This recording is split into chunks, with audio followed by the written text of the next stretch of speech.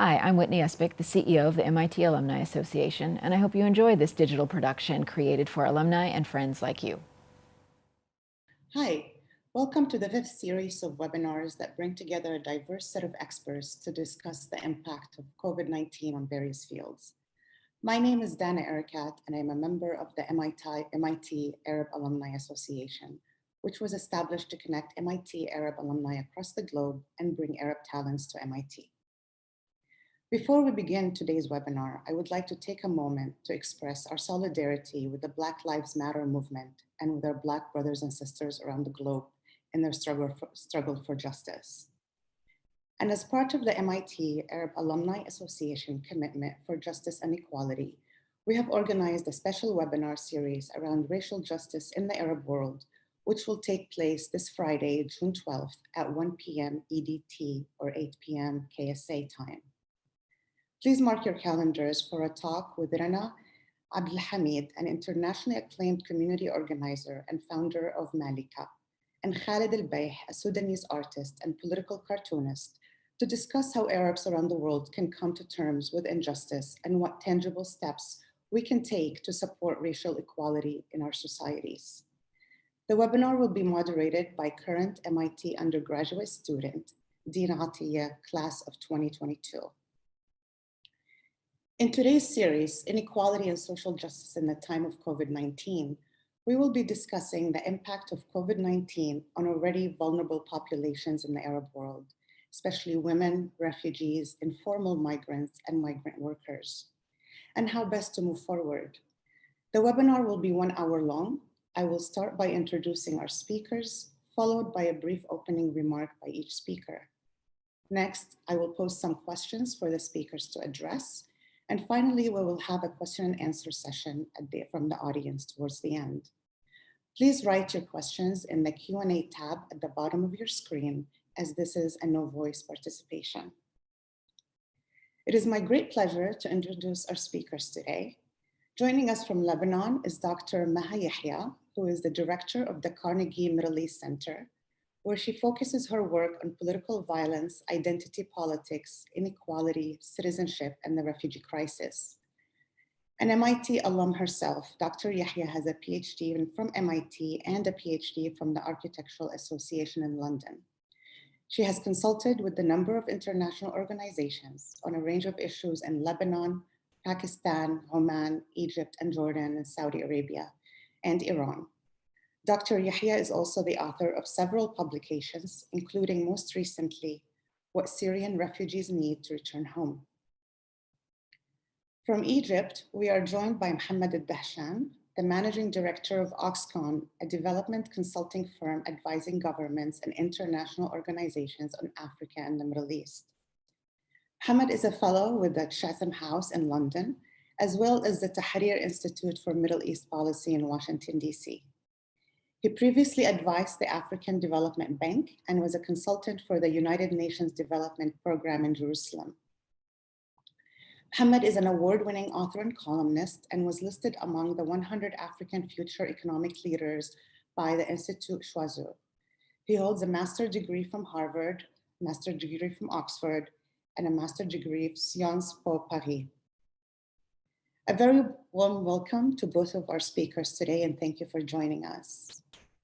We will start with Dr. Maha with opening remarks about your work, Dr. Maha, and your expertise on COVID-19 and its impact on inequality in the region. The floor is yours.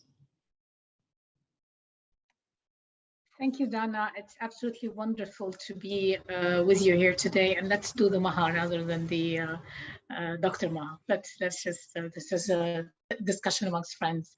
You asked me to give it some opening remarks, describing a bit the work we do at Carnegie, and then maybe zoom in a little bit on the question of social justice and inequality.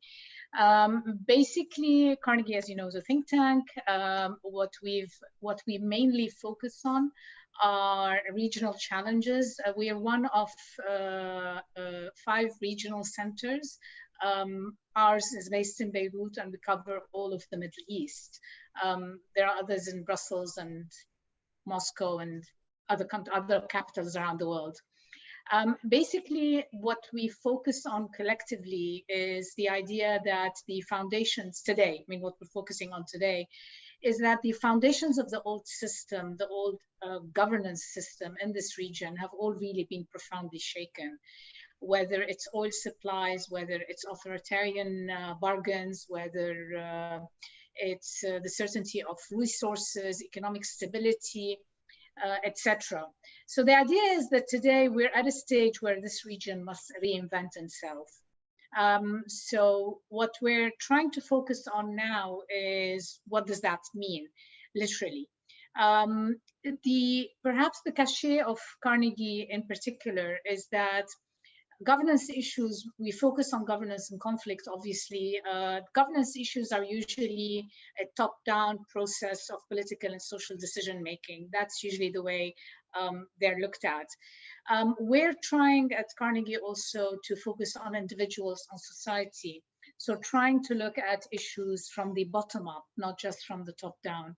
And this is mainly through scholars who are based in the region, who are from the region. Most of our scholars are really across this region. It's also about encouraging knowledge production from the region to the region. Now, in terms of my own work, I've been focusing for the last few years specifically on, obviously, the question of the refugee crisis, issues around social justice, inequality, and political violence, specifically when it pertains to identity politics. And I think there's perhaps Lebanon is one place where this is the most visible, given the complexity of the social makeup in this country, and we can talk about this later. But we're also seeing the heavy price that the whole region is paying for what I think fundamentally are questions of political and economic mismanagement, not to mention repression. This is a region that today is dealing with a number of protracted conflicts, has one of the largest, it's a region that is constitutes 5% of the global population, and yet more than 50% of the world refugees come from our region. They come from Arab countries. Syria alone, there are about 6 million refugees, 5 to 6 million refugees, and another maybe 6.7 million internally displaced. I'll stop right here, and I'm sure we're going to get more into, the weeds of what are the issues we're focusing on. We look a lot on, we've been focusing, actually our most latest publication was on contentious politics in Syria.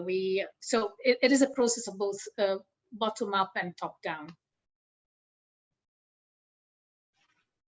Great, thank you very much, Maha. I will come back to your remarks in the discussion segment, and especially in regards to the refugees. We'd like to hear more about that.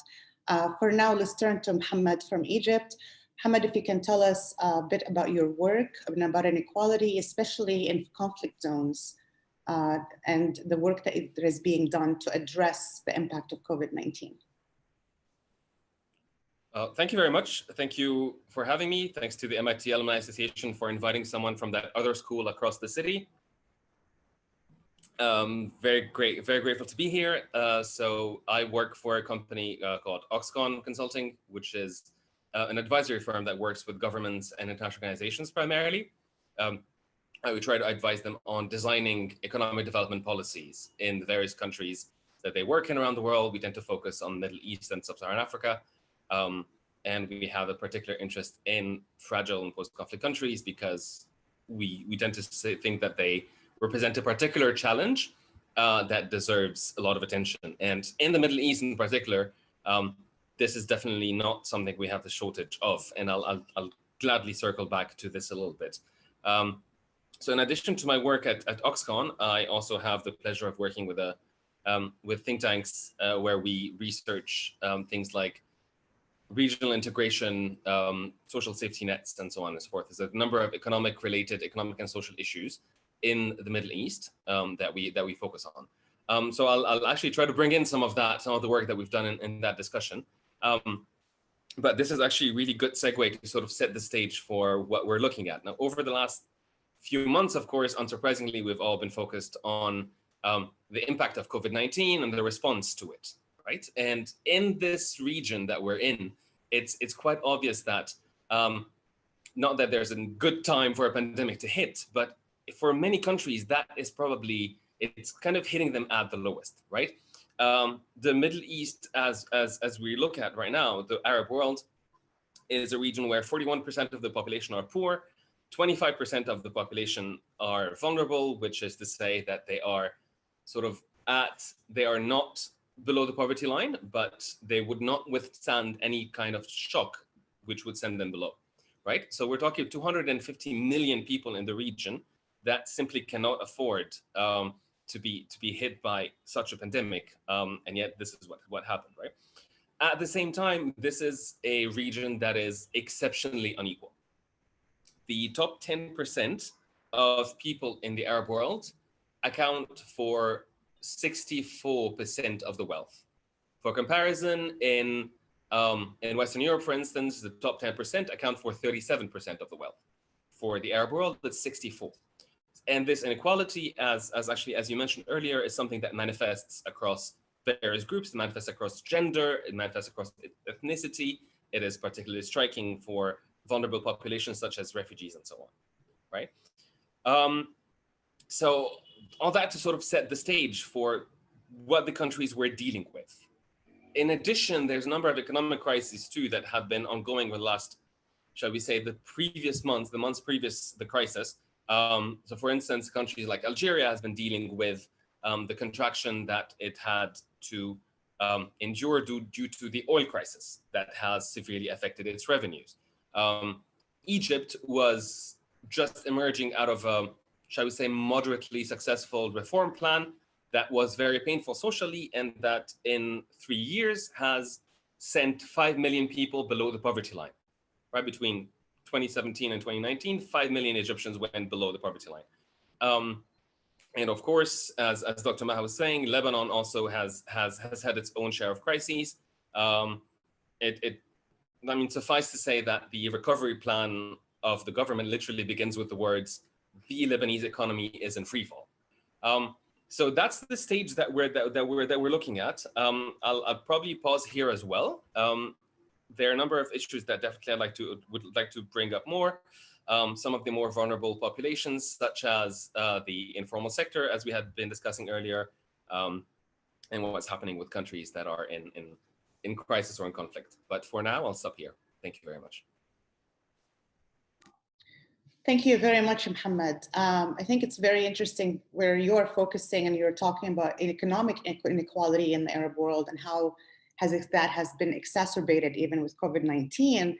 And I think turning back to Maha, it would be good to enable to put this discussion within a framework is, what does inequality and social justice actually mean for the Arab world?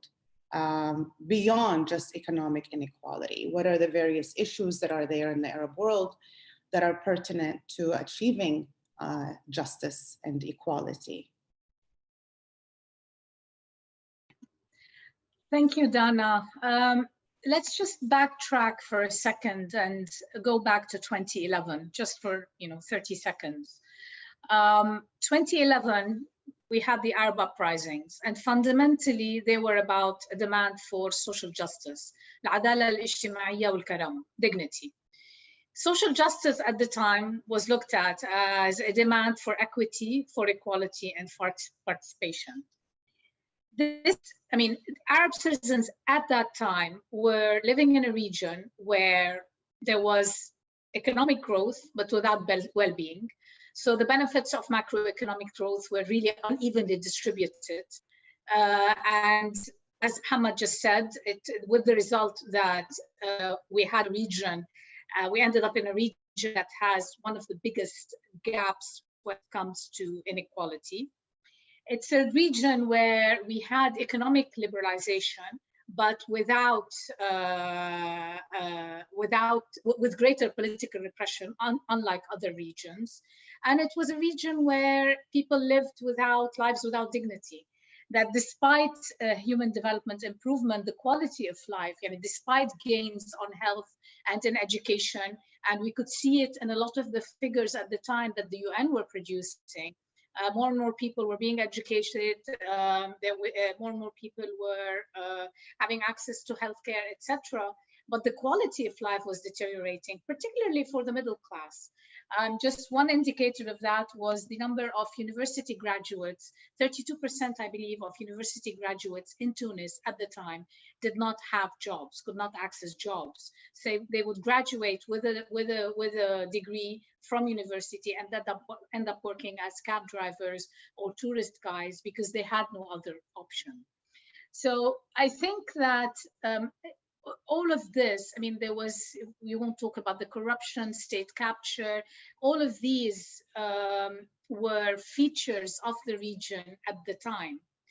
Fast forward to 2020, and the region is unfortunately in a much worse situation than it was 9 years ago. So it's just astonishing. And COVID-19, the pandemic, the lockdown measures associated with COVID-19 highlighted, just brought into much sharper focus these fundamental challenges that were facing this region at the time. So if we're looking at, for example, distance learning, the idea that who could have a distance learning and who couldn't, it was determined by the quality of teachers, the accessibility to the internet, the capacity of mothers to help children with distance learning at home, so on and so forth. Mohamed wants to talk a bit more about the informal sector, so I won't go too much into that. But people working in the informal sector are being asked to stay at home without any kind of social support. And that's one of the biggest issues also that we're dealing with today, is that the systematic withdrawal of states from the provision of services, whether especially in education and in health, and the systematic withdrawal from even basic social protection mechanisms, rendered a lot of citizens in this region vulnerable to any kind of shock. I'll use again Lebanon as an example. In 2014, I believe, one of the last surveys done, almost 1/3 of the population was hovering on or around the poverty line. What this means effectively is that any kind of shock is going to send it below the poverty line. Lebanon today actually is looking at almost 50% of its population having fallen below the poverty line. And there's a massive wealth destruction as a result of the economic crisis. I don't want to focus on Lebanon because Lebanon was already having its own challenges prior to the crisis. But let's go to a place like Syria, for example, countries that are in conflict, Syria, Libya, Yemen. These are places where the health infrastructure was already decimated prior to COVID-19. Lockdown measures come in. The health infrastructure doesn't have the capacity to deliver on the services needed. And actually, a lot of the political characters, the military groups, non-state actors are using the pandemic to either push for political gains or to leverage positions with each other. And we see this across the board, again, without going into too much detail. So to come back to your question, what does social justice mean? And this is at a time when there is an increasing trust gap between citizens and their states. I've already mentioned the issue of the refugees.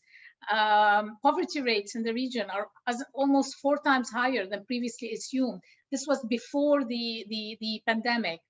So to come back to your question, what does social justice mean for people today? It's not just about making sure they have a basic food basket, which is kind of lowering the bar to the bare minimum. Yes, today we're seeing levels of hunger that are increasing. A place like Syria, a country like Syria today, close to 80 to 85% of the population is below the poverty line. And actually is now, the UN is starting to issue warnings about a possible famine, malnutrition in Syria. Syria, which used to produce more more food than anywhere else. Yemen, we're already facing a mass humanitarian situation. This is all coming at a time when also because of the impact, the global economic impact of COVID-19, and then the impact on the region in terms of a shrinking fiscal space. The decrease in oil prices means that governments don't have that space anymore to move. Then literally it's literally crippling the capacity of states to respond. Civil society is stepping in, but until when? It's not sustainable. To my mind, the only way out of this, and we'll come back if you want in a more detailed discussion at the end of perhaps later on down the road, the only way out of it is with some sort of regional cooperation. The scale of the challenges we're facing today are of such a nature that it's impossible to think of any one country trying to address them in a systematic manner. The ripple effects are region-wide, and these are region-wide challenges. The question is, are the leaders of the Arab countries ready to deal with each other, but even before dealing with each other, are they willing to undertake the kind of reforms needed even within their own countries, understanding that the carrot and stick approach simply doesn't work anymore? They don't have the carrot, the fiscal space is gone, they can't offer people money in return for acquiescence. And quite honestly, the barrier of fear has broken across the region. People are not afraid to, they literally have nothing left to lose in that sense. Thank you very much, Maha. It's very insightful. And I want to take a step back before looking at regional cooperation to understand from your work has the impact of COVID-19 been different from country to country in the region, or are there more similarities that would require regional cooperation, and how to go about that? And also within that, how are the various social groups impacted? Because we know that in different countries, services for different social groups, vulnerable social groups especially, a lot of times are not provided by the state. Like you mentioned, they are provided by civil society or international organizations. So actually the responsible party is not necessarily one and the same for the various social groups within the system. So it's two questions within one. Is one, what are your thoughts on the impacts in the various countries in the Arab world in terms of how they may be different and how they may be similar? And how are the different social groups within these countries also being impacted? And how does that look as well for if we are to talk about regional cooperation? Okay. The impact has, we do need to take country contexts to understand the impact. So already the kinds of inequalities we were seeing, and maybe I should have qualified this a little bit earlier, differ from country to country. So whereas in a place like Tunisia, for example, there are fundamental inequalities on every single level, whether it's in access to education, to health, to economic opportunity, any kind of other opportunity, even political opportunity, is very much marked by it's marked, there's a vertical kind of mark between the hinterland, the inland regions, and the coastal regions, where the coastal regions are usually the politically most represented. They are the richest regions. They are the areas where most of the public investment has happened, whereas the internal regions have been neglected for a very long time. And you see actually different economies operating on the hinterland versus the coastal regions. In Lebanon, again, it's a different dynamic. In Jordan, it's a different dynamic. In Lebanon, you do have spatial inequalities where, for example, a region like Akkar is very underserved, and where there is a level of identity politics In Lebanon, actually, for a long time, it played out more in the sense of, if you build a hospital in the south, you've got to build a hospital in the north, just to keep things even, irrespective of whether it was needed or not. So we ended up with over-delivering in some places, under-delivery in others. There was a significant state capture, continues to be a significant state capture, with all the what follows from that in terms of corruption, cronyism, etc.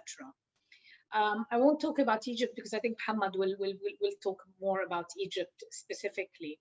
But needless to say, you will see that from place to place. So the problems prior to the kinds of inequalities we were seeing and the challenges differed from place to place, because also some of it has to do with how the specificities of one country versus another, the governance structure, the policy choices. For example, Tunisia has a very powerful and strong labor union that, as we know, played an important role in the political transition in 2011. This labor union was able to push for labor rights in ways that is almost non-existent in Lebanon. So these things have an impact at that level.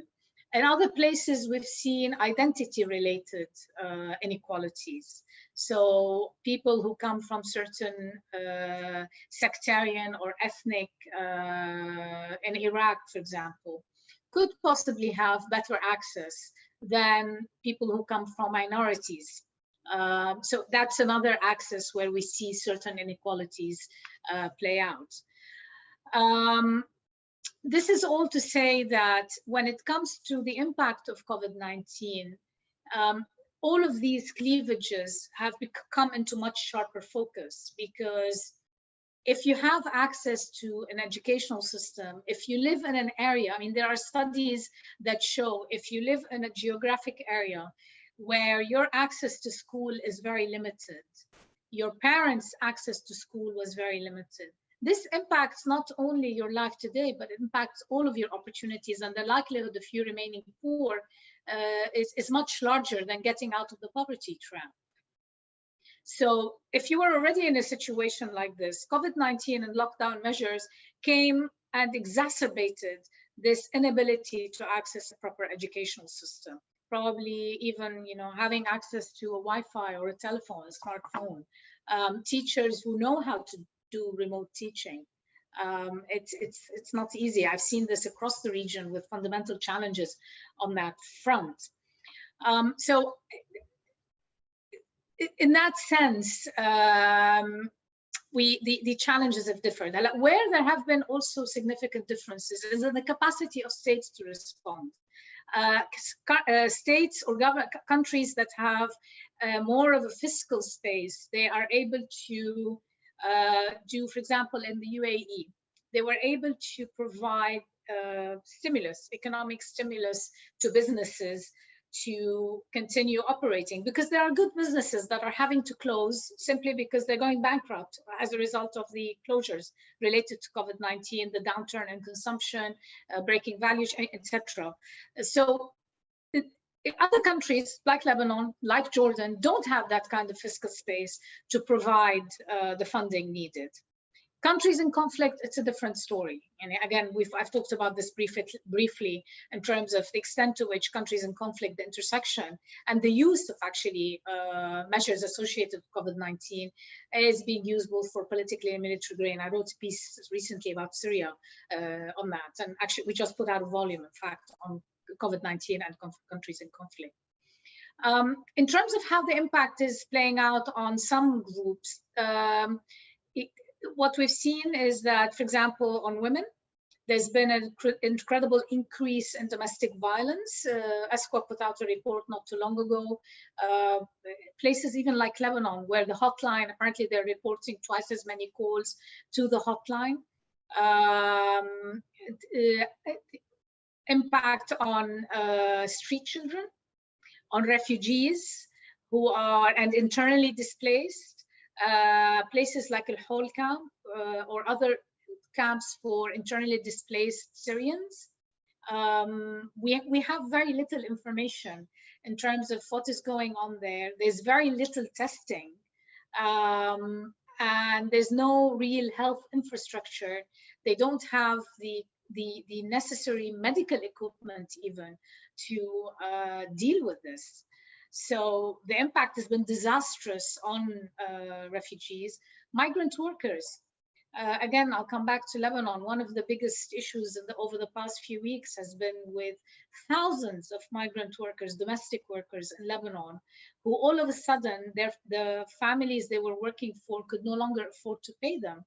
So they were left stranded on the street in front of the embassy, waiting to be sent back home through these repatriation flights until an NGO took them in. So I'll stop here and we can get into more details. Great, thank you very much, Maha, for this. This is a great segue into having Mohamed tell us more about the informal sector in Egypt, how they have been impacted, and also mentioning that the ESCWA report that was put out, it states that around 61.8, 62% of the informal sector actually is constituted of women. So how does that look? How does that impact look in Egypt in terms of, and specifically in terms of the impact on women and the overall impact on the informal sector?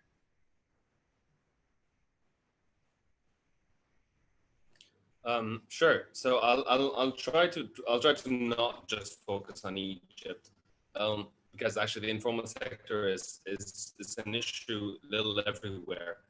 And if we are to sort of try to find a framework to understand how countries have been dealing with this crisis, I think part of it would be that we seem to be dealing with the immediate repercussions of the crisis rather than going deeper into what are the fundamental causes behind it. Like, this is how that's like a bit of a common thread really between a lot of the responses that we've seen in the region.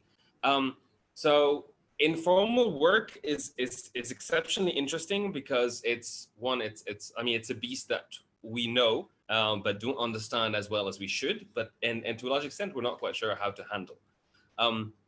So people working in the informal sector, which is either people working in sort of working on their own as sole operators that are not registered, working for informal economic outfits and companies and firm and factories and whatnot, or people working in registered organizations but without contracts.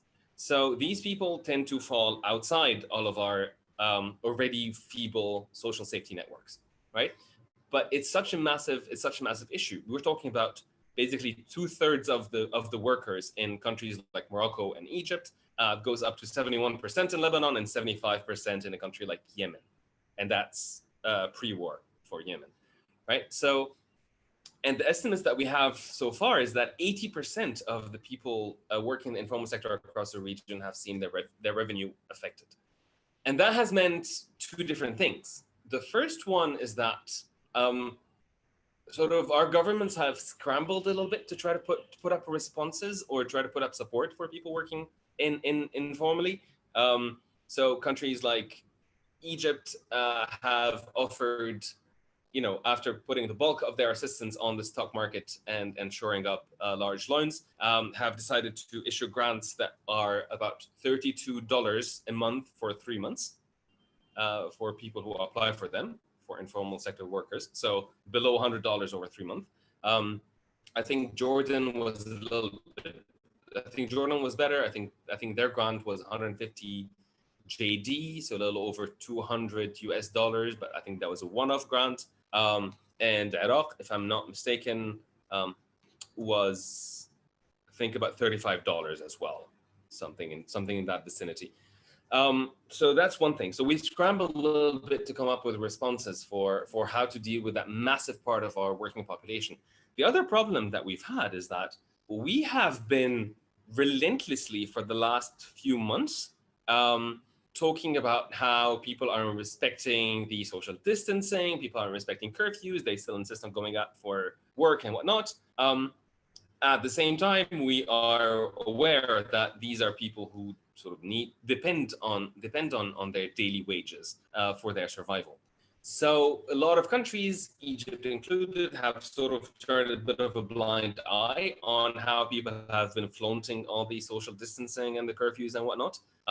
So Egypt hasn't had a daytime curfew at all in the last 3 months, for instance. We only had nighttime curfews, but daytime work has been going on as usual, which has meant that the crisis will endure because that will take longer to halt the thing. But there's something else that we don't seem to be realizing, is that we've seen what happens to the informal sector in the Arab world after economic crises, right? We have the experience of 2008, for instance. And we know that what happened in 2008, actually all the way to 2011, if you want to think of that period with the beginning of the Arab Spring and so on, we know what happened is that in a country like Egypt, you had 1.6 million people who are working formally ended up joining the informal sector, right? So what will happen is that the longer this crisis goes, because we are afraid of, because we are unable to actually issue policies and issue the proper amount of support for people working in the informal sector, the longer we allow this crisis to last will mean that in the longer term, that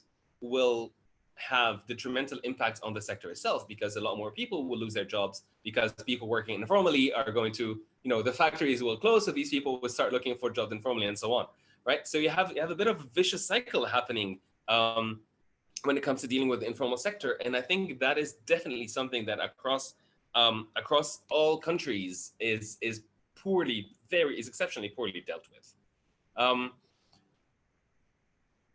I wanted also to jump, since you mentioned gender, there's something that's quite important that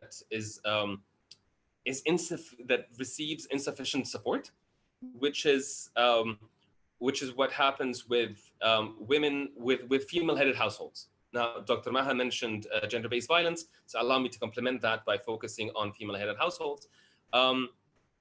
We are looking at roughly 20% of all households in Morocco, 10% of all households in Palestine, 15% of all households in Egypt are female-headed. And it's important to point out that this certainly underestimates the figures, because the way our statistics are done, if there is an adult male in the family, then we consider him to be the head of the household, as opposed to the woman who would be the primary breadwinner of the family, right? So we are talking roughly 1 out of 6 households, if not significantly more. And this is a segment of society that we have failed to address, we have failed to support. We know that female-headed households have a higher likelihood to be poor. We know that the poor female-headed households are more likely to be severely poor than their male-headed counterparts. And clearly this has been exacerbated by this crisis. And clearly this is something that we have collectively failed to look at. I'll stop here. Hopefully that was a good answer to your question. No, thank you, Mohamed. That was fantastic. We are a little bit tight on time, but I do want you to also touch on the issues of countries in conflict. Countries that are typically more or less off our radar through this pandemic, that we don't, you don't see much about. There isn't much data coming from these countries. So we really don't know what is the impact of COVID-19 that is happening there. Who are the most vulnerable populations? Is it the internally displaced people and refugees? So if we can take it to that, just to give sort of a brief overview to bring to light issues that are happening in conflict zones through this pandemic. Absolutely. And sort of to illustrate your point about how we're getting no data or no information from these countries,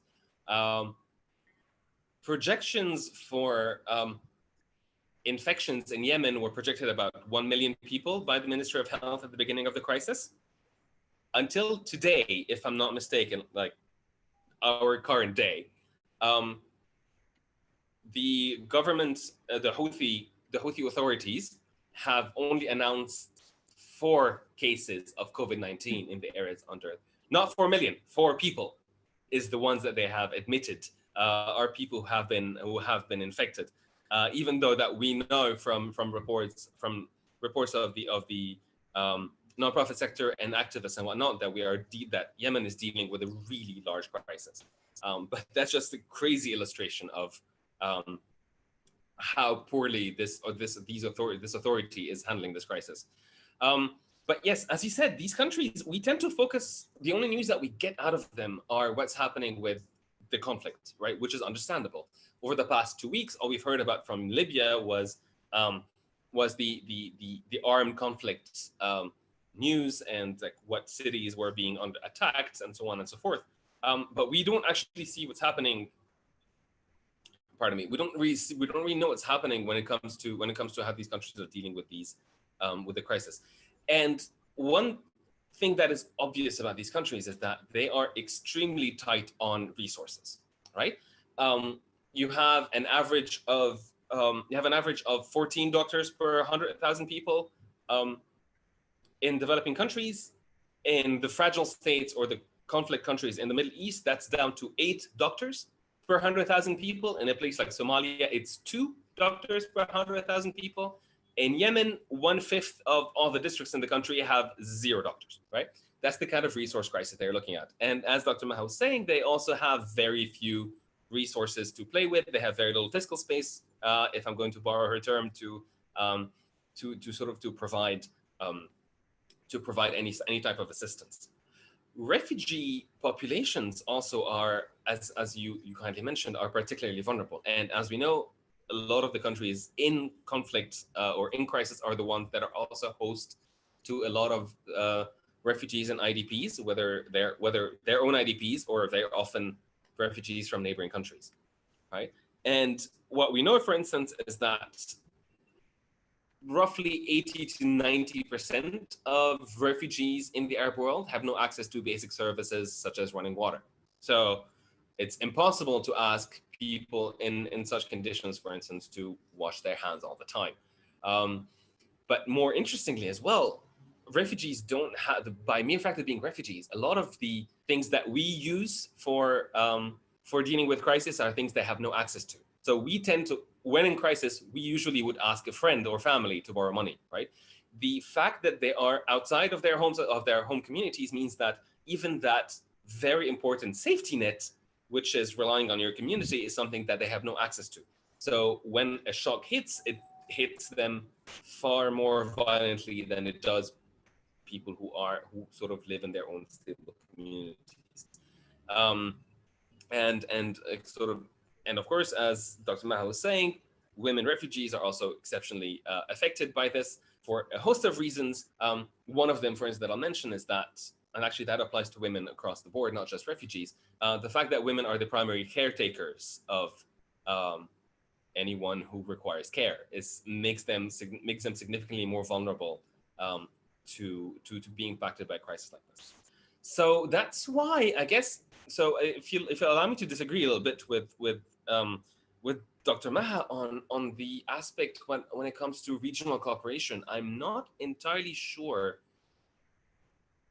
there is enough, shall we say, similarities or common grounds to develop that type of cooperation when dealing with this crisis. I think there's a lot of cross-learning that is there. There's definitely a lot of sort of, especially in countries that have dealt with similar crises, in countries that have gone through conflict and have stabilized. There's a lot of learning to be shared, but I'm not entirely sure what the extent of regional cooperation that can be developed in that case. I think looking at country by country, while giving particular care to fragile states, is probably the way that I would start looking at response to this. There, I thought I put a little bit of a pushback here, just to get this discussion going, with your permission, of course. Thank you very much. Thank you. Thank you very much, Mohamed, for the information and the data that you shared. It's a lot to think about. It's mind-boggling with the amount of issues that are there in the Arab countries and how they differ. And I want to give the opportunity for Maha to respond to Mohamed and his point about regional cooperation. So what do you think in terms of what he has to say about it? what I'm trying to say is, or what I was trying to say is that regional cooperation is a must if we are going to address the challenges that this region is facing today. We're looking at a region where the amount of people who are being dislocated, the size of the dislocation, whether it's economic or whether it's physical, people having to leave their homes, is of such a scale that it's almost impossible for any one country to be able to deal with that. This is not, we're not even talking about the reconstruction needs. I won't go into the estimates of the World Bank of what, how many billions of dollars Yemen needs, or Libya needs, or Syria needs, or even Iraq needs. Mosul was literally brought to the ground, at least some parts of it. It's seen significant damage as a result of the fight against ISIS, and yet it has seen very little reconstruction. And this is the major city. We're not talking about the smaller towns and villages. Raqqa was literally decimated, at least some parts of Raqqa, and the attempt to dislodge Daesh from there, the so-called Islamic State. There's been very little reconstruction effort put there. So what I'm saying is that the size of the economic and physical, social dislocation that's happened, it's just impossible. Unless we have a system of regional cooperation where there is a fundamental understanding, and it's underpinned by a fundamental understanding that we need to invest in each other's well-being and each other's, the problems in Lebanon are not going to go away. They're going to impact other places. We're seeing this now in the relationship between Lebanon and Syria. Syria, as an axe of instability in this region, the effect of Syria will not remain in Syria. It's going to impact all of the region. There have been, I won't go into the gazillion of studies which show the benefits of cooperation, whether they're economic or social, whether it's trade or etc. But the bottom line is, what I'm trying to say is that it won't work. If there isn't any kind of regional cooperation to try and address, A, build trust, B, to try and address the challenges that this region is facing today, it will continue to be basically a fundamental, the epicenter of instability, global instability, for a very long time to come. You cannot have prosperity in one part of the region and not in others. And we're not even talking yet about, we haven't mentioned at all the Palestinian issue and what's happening there. I mean, that's been completely surpassed on every fundamental, on every level. So part of it also has to do with justice, but that's a different discussion altogether. This is what I was trying to say. Whether they will take it up and do it, I don't know. And please, let's not talk about reviving the Arab League, because I think that's a non-starter. So I think we need to look at other mechanisms for cooperation and engagement with each other. Right now, Arab countries are playing a very damaging role in each other's affairs. They're not helping each other. They're actually aggravating conflict.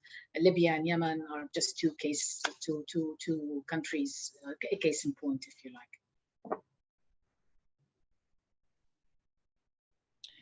Thank you. Thank you very much, Maha. It's very interesting to hear about both point of views and how we can move forward, not just from this pandemic, but towards more social justice and towards more equality in the Arab world and in the world as a whole. We do have a few questions from the audience, so I'm going to read some of the selected questions that I will pose. I will start with you, Maha, please, and then if Mohamed has anything to add to these questions. So the first question is, other than the example of Tunisian labor unions being able to address labor rights, are there any other examples of positive change for social justice, whether through reform, new political parties, civil society, or others? And I'm assuming this question is asking broadly, like if there are specific cases in any of the countries that you have experience in. Yes, I mean, and this is not only post 2011 or post COVID-19. I'll take the example of, for example, the disabled in Lebanon, where literally there was work almost over 20 years to get laws through parliament that recognize their rights. And I mean, it's now been, it's in legislation, whether it comes to architecture, whether, you know, how you build, being an architect, how you design a space. Doesn't mean it's being implemented, but at least it's now in the text itself. So at that level, you see lots of examples across the board of lobbying attempts to try and make a difference, whether it's for a specific population group or whether it's for a broader cause. But the example of the Tunisian labor union is, I think, very unique in the Arab region in that sense, because it's one of the oldest labor unions. It's very strong, it's well established, and has operated over, you know, decades with relative independence and space. Whereas if you look at labor unions in other parts of the region, many of them ended up being co-opted or undermined by the ruling elite of that particular country. The labor union in Tunis also faces its own challenges. I mean, when the uprising started in 2011, it was actually not the centralized, it wasn't the decision makers at the center who decided to take part in the demonstrations. It was, a lot of it came from the offices in the peripheries, in the other towns. So these things are very dynamic, and you see, and it was actually, and also was the younger crowd who said, you know what, this concerns us. So there was a struggle, in fact, internally, which is rarely talked about, in terms of what role should the labor union play in Tunisia at that particular period of time. And since then, unfortunately, we haven't seen more of this. Maybe I can say, trying to think of one particular example, but nothing comes to mind. Mohamed, maybe you have some. Thanks, Dr. Maha.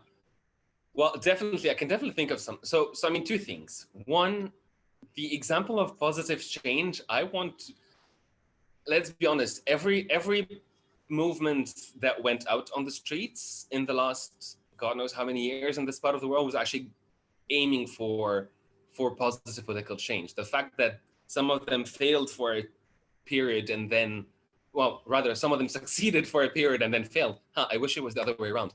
But in that case, the fact that they succeeded for a brief period and then failed, that doesn't take away from that. But more contemporary examples, I can definitely think of two. Algeria's Haraka movement has been and remains a very interesting source of pressure on the state. And the second thing, which is in Sudan, of course. Now, Sudan, which to some extent the institutional leadership that was sort of the equivalent of the Tunisian labor union, the equivalent of the UGTT, shall we say, in Sudan was تجمع المهنيين السودانيين, the how do you say that? The group of Sudanese professionals, تجمع. Anyways, so تجمع المهنيين sort of fit that leadership position, and perhaps differently from the Tunisian labor union. Dr. Maha, you know better about that, but different from Tunisian labor union, I feel that they provided more of a moral leadership than a technical one. It felt to me that the labor union in Tunisia was more organizing technically. The Association of Sudanese Professionals was more sort of the moral compass of the Sudanese uprising. But these I think are interesting examples. But yes, I think I definitely commend you for bringing up the more limited examples, Kaman, when you talk about reforms are being pushed through parliament and so on. Everything doesn't have to be a revolution. Sometimes revolutions happen on a much smaller scale, as you said. So definitely with you on that. I concur with his examples. with Mohammed's examples. I'm glad. No, they're incredible. Quite honestly, I mean, if you're going to ask me, my hope for this region is coming from the street.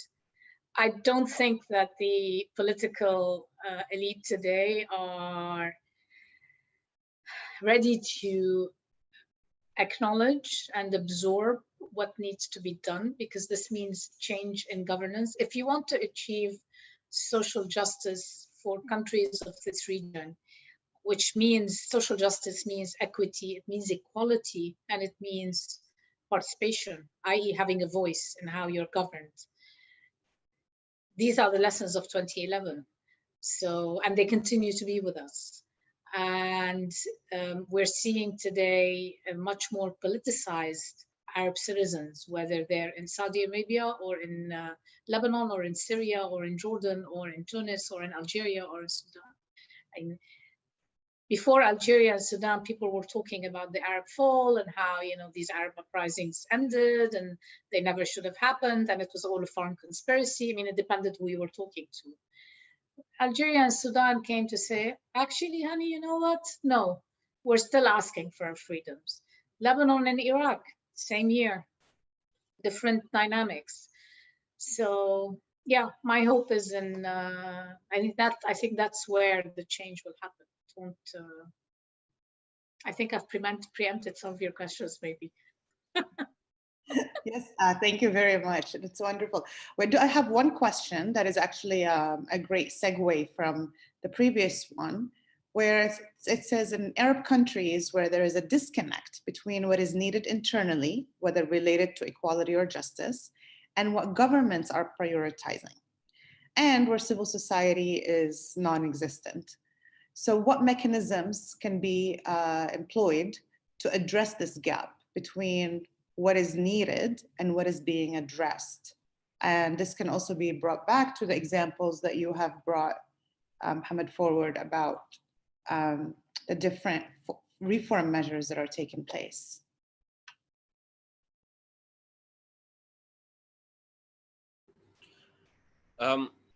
Okay, I mean, short of screaming revolution, I will try to give a partial answer to that, if you'll allow me. I think there's a limit to how much state capture of resources can go on without realizing that their interests and those of the population are necessarily opposed.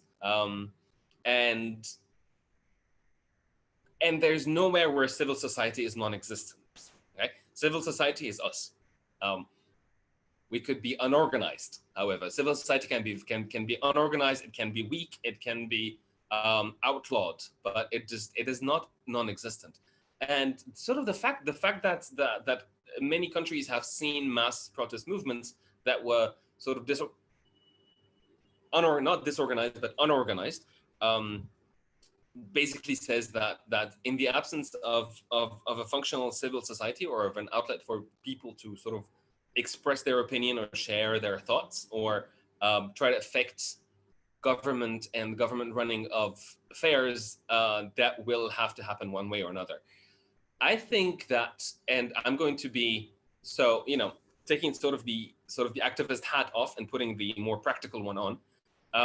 I think there's a lot of spots where even in dictatorships, where there is room for sort of government resources to go to assisting people and sort of alleviate a lot of the pressures. One of the things that I'm thinking about now, sort of if I'm going to circle back to the main topic of this discussion, is what kind of social safety nets do we need to put in place?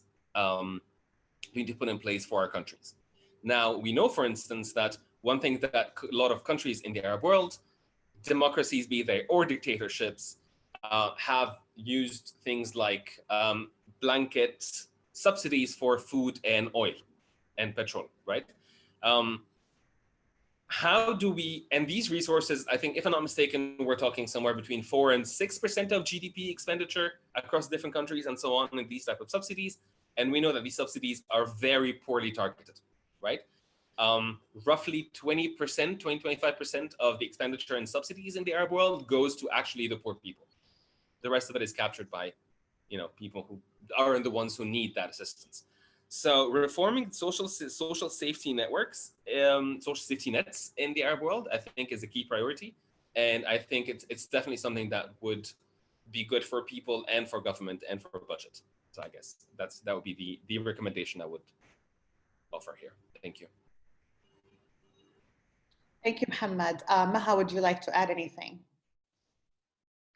Not really. I think Mohamed has covered it pretty much. I mean, the ability of people, where civil society doesn't exist, create it. I mean, it's civil society is not always necessarily about wanting to change the regime.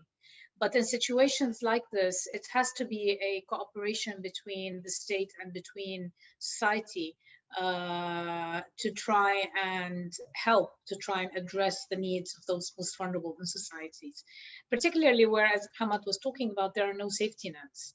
I mentioned unemployment. I mean, I mentioned the need for economic stimulus packages to have businesses that are going bankrupt. But there are also other things like unemployment benefits. Most of our countries don't have unemployment benefits. People have seen their pensions disappear. So I think that there could be the creation and a push, perhaps creating public debates. I mean, there are different mechanisms one can use to try and open up the debate in terms of what is needed to be done for specific groups or specific to address particular vulnerabilities. But these are all short-term, mind you. When we're talking about COVID-19, the measures we're talking about, whether it's providing immediate food packages, cash transfers to most vulnerable families, this is just to help them tide over for the next 6 months. The real challenge is this recession is going to stay with us for at least a few years. This is the worst recession globally. That is, I think that I don't remember the numbers that the IMF put out, but I think they were talking about 20% contraction. It's a massive recession at the global level. And the region has been specifically hard hit. When Saudi Arabia starts increasing VAT, removing subsidies, among others, that gives you a sense of how hard hit this region has been. So I think we need to think a bit long term in terms of what are the longer term measures that also need to be put in place, not just in terms of just the here and now. I think we're out of time. We are coming out of time. There is one final question that I really would like to pose because it's extremely important. So if we can be a very quick answer. The question is that both of you have talked about the lack of data that is available out there, especially in the Arab world, especially in places in conflict. Have any of the countries provided disaggregated data that would allow observers to detect whether responses to the pandemic have been equitable in the Arab world? Can you think of any countries that have been able to disseminate data on the topic?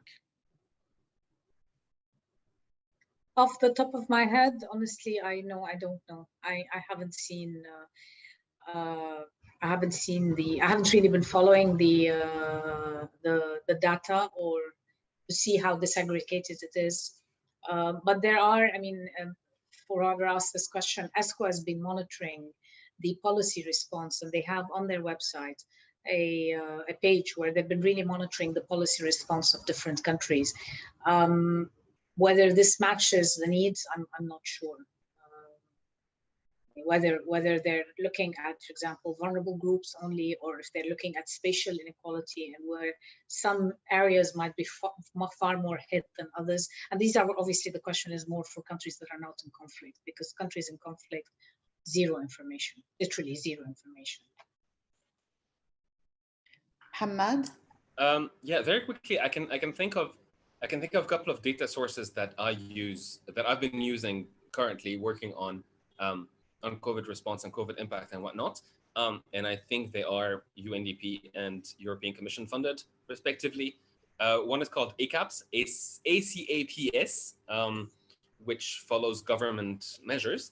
And they try to break down the data even by sub-regional government. So in a country like Yemen, for instance, they will sort of try to have data on what's happening in the Houthi areas and what's happening in the Abdullah areas. So ACAPS is one, and then Inform is another project that does a decent job at sort of breaking down a lot of data that is relevant to this crisis. But beyond that, governments themselves publishing data is usually not very good. But these are two sources that I recommend.